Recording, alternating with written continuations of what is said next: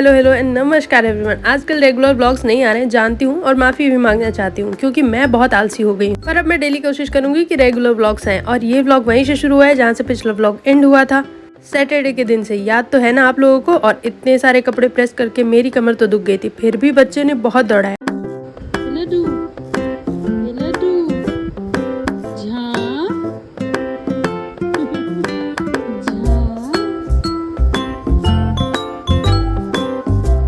और आज मैं किस चीज़ की तैयारी कर रही हूँ ये तो मुझे आप लोग बताएंगे, क्योंकि आप लोग अगर अब तक मेरे साथ बने हुए हैं तो ज़रूर मुझे जान गए होंगे और जाइए कि मैं किस चीज़ की तैयारी कर रही हूँ।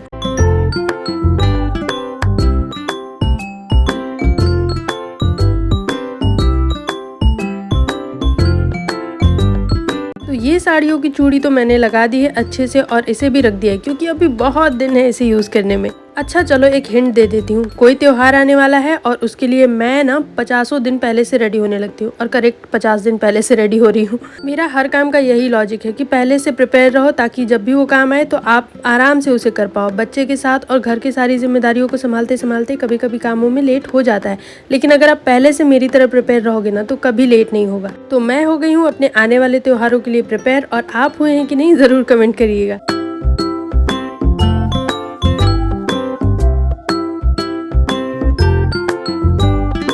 और अब जो कार्डबोर्ड बनाया था उसे थोड़ा सा डेकोर करने की बारी है। वैसे तो बिना डेकोर के मुझे वो ज़्यादा अच्छा लग रहा था, डेकोर करके तो मैं बिल्कुल खुश नहीं हुई। और ऊपर से मेरा बच्चा बहुत परेशान कर रहा था भाई। और जिन लोगों को भी डाउट होता है ना कि ये सब चीज़ें बकवास हैं या फालतू हैं, तो वो एक बार देख लें कि इसमें कितने कपड़े अटे हैं, गिनती कर लीजिएगा। मैंने थोड़ा सा फास्ट फॉरवर्ड कर दिया है।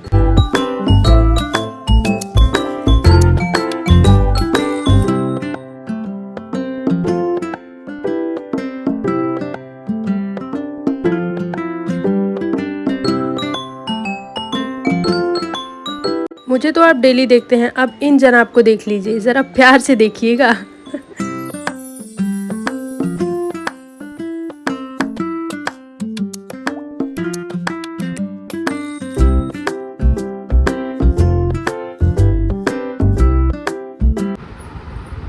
लड्डू सिंह, पहले आप यहाँ बैठिए और ये लीजिए।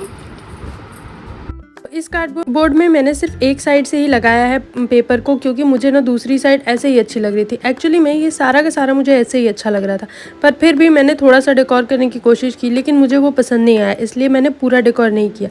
लेकिन इसकी वजह से मेरा जो अलमारी का लुक है ना वो बिल्कुल चेंज हो गया है और बहुत सारा सामान एक छोटी सी जगह पे आ गया है। पीछे का कबाड़ आप देख रहे हो, सब एक जगह पे आ गया है।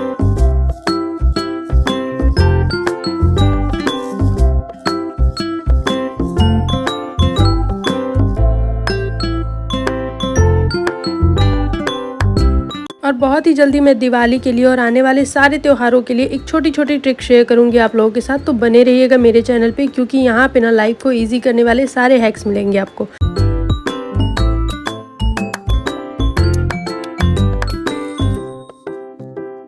पर इसको कैसे इजी किया जाए ये तो मुझे परेशान करते जा रहा है।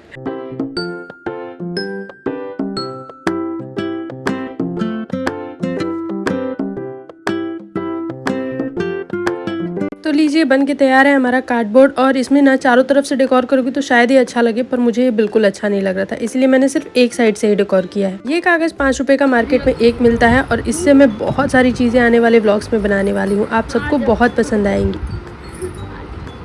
Where is the ढक्कन? Where is the ढक्कन? Here is the ढक्कन। रुको, मम्मा ने आपको क्या दिया था? ये ना।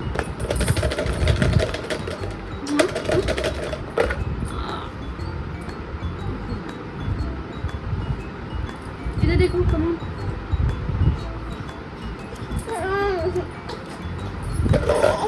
तो अब मैंने बच्चे के साथ पूरी परेशानियों को झेलते हुए सारे कपड़ों को लगा दिया है और करीब करीब 11 कपड़े अटे हैं। और अगर आप चाहो तो और भी कुछ डाल सकते हो।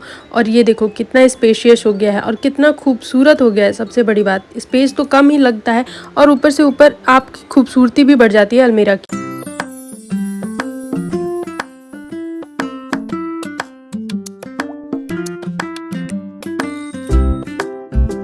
मेरी आवाज़ सुन के आप लोगों को पता चल ही रहा होगा कि मुझे हुई है थोड़ी सी सर्दी और मेरे बच्चे ने ये मुझे दी है क्योंकि उसे भी हुई है। तो अब मैं बनाने वाली हूँ उसके लिए एक पोटली जिसमें है लहसुन, 4-5 कली और थोड़ा सा अजवाइन। इसको हल्का सा भुनना है और उसके बाद एक सूती कपड़े में बांध लेना है। सूती कपड़ा हो, मलमल का कपड़ा हो, कोई फर्क नहीं पड़ता, बस उसकी सुगंध बाहर आनी चाहिए। और ये देखो मेरा बच्चा सो रहा है और मैं आपको बताती हूँ उसको कैसे यूज़ करते हैं।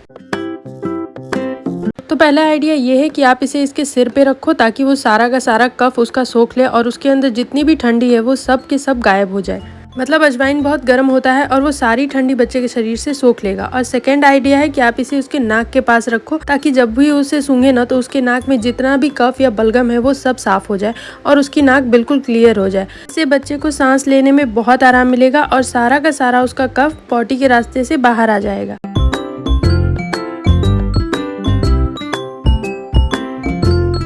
And the third step is, जो कि मेरा बहुत फेवरेट है क्योंकि आप नाक के पास रखो, सिर पे रखो तो ये पोटली हमेशा हिलती डुलती रहेगी। तो आप एक काम करो, उसके कपड़े के अंदर डाल के छाती पे रख दो, जिससे ना छाती के थ्रू वो सारा का सारा कफ सोख लेगा और सारी ठंडी उसके अंदर की सोख ली जाएगी, जिससे बच्चे को बहुत ज्यादा राहत मिलेगी और वो अच्छे से सो पाएगा। और इससे बेस्ट आइडिया मुझे अब तक नहीं मिला है। और अगर पोटली सड़क के पेट तक चली जाती है तो और भी ज्यादा फायदेमंद है क्योंकि पेट से गैस भी हट जाएगी अजवाइन की वजह से और इसको कफ भी नहीं होगा और ठंड भी नहीं लगेगी। ये है मेरा फोर्थ आइडिया। और ये तो बिल्कुल ऑब्वियस सी बात है कि अगर आप पोटली छाती पे रखते हो तो बच्चा हिलता डुलता है सोते टाइम तो पोटली खिसक के उसके पेट तक आ जाती है। और ये ना बहुत काम की चीज है। अगर आपके बच्चों को बार बार सर्दी होती है तो इसे बना के एक बार रख लीजिए और जब भी अब बच्चों को सर्दी हो इसे थोड़ा सा गर्म करो और बच्चे के नाक के पास रख दो। तो मैंने अभी सिर के पास रखा है, कुछ देर बाद मैं नाक के पास, फिर छाती में रख दूंगी।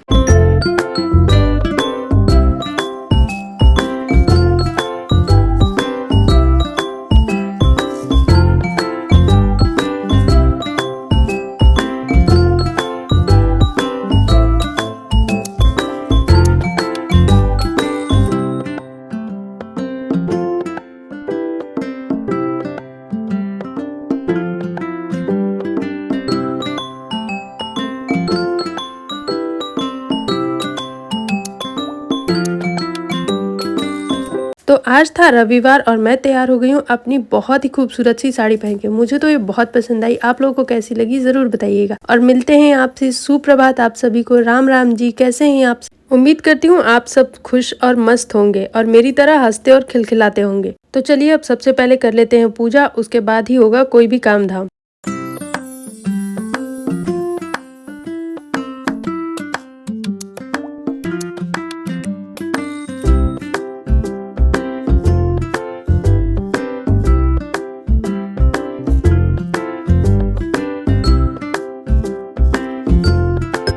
तो मेरी पूजा जैसे ही संपन्न हुई और अंदर आके मैंने नाश्ता किया ही था तब तक होने लगी है बहुत तेज बारिश। और आज मैंने फिर से बहुत बड़ी गलती कर दी है, बहुत सारे कपड़े धो के। पर कोई बात नहीं, आज तो मैं इन्हें उठाने नहीं वाली। और एक बार आप सुन लीजिए कि कितनी जोर से बारिश हो रही है। भाई कपड़े भीगे तो भीगे, आज नहीं उठाने जाने वाली इतनी जोर से बारिश। तो कभी कभी बारिश और कभी कभी धूप की वजह से मौसम बहुत ज़्यादा इफेक्ट कर रहा है मेरे ऊपर और इस वजह से मुझे हो रही है बहुत सर्दी। और बच्चा भी मेरा हल्का फुल्का बीमार तो हो ही गया है, पर कोई बात नहीं, देसी इलाज तो कर रही हूँ उसका।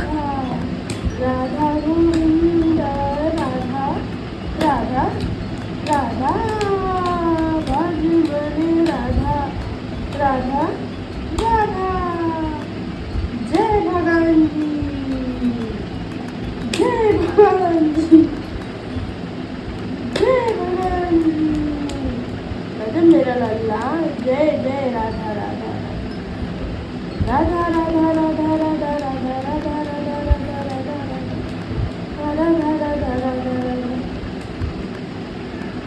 जय भगवान जी, जय भगवान जी। और फिर मैं बनाने लगी थी सीधे डिनर और मेरा बच्चा राधा राधा कर रहा था बैठ के, अभी आपने देखा ही।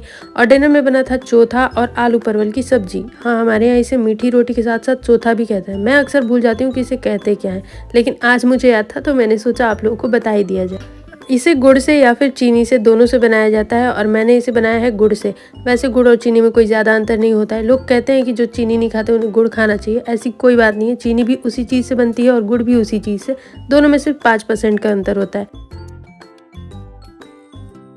तो मुझे लगता है कि आप समझ गए होंगे कि दोनों में शुगर सेम क्वांटिटी में होता है और इसलिए जो भी आप खा रहे हैं उस पर थोड़ा सा ध्यान रखिए और कम से कम खाइए। तो चलिए मिलते हैं अगले व्लॉग में, तब तक के लिए stay tune guys, love you all, take care. और अगला व्लॉग बहुत ज़्यादा इन्फॉर्मेटिव होने वाला है क्योंकि मैंने बनाया है बहुत सारे आर्ट एंड क्राफ्ट की चीज़ें जो मैं आपको अगले व्लॉग में दिखाऊंगी। तब तक के लिए stay tune, love you all और सबका ध्यान रखिएगा।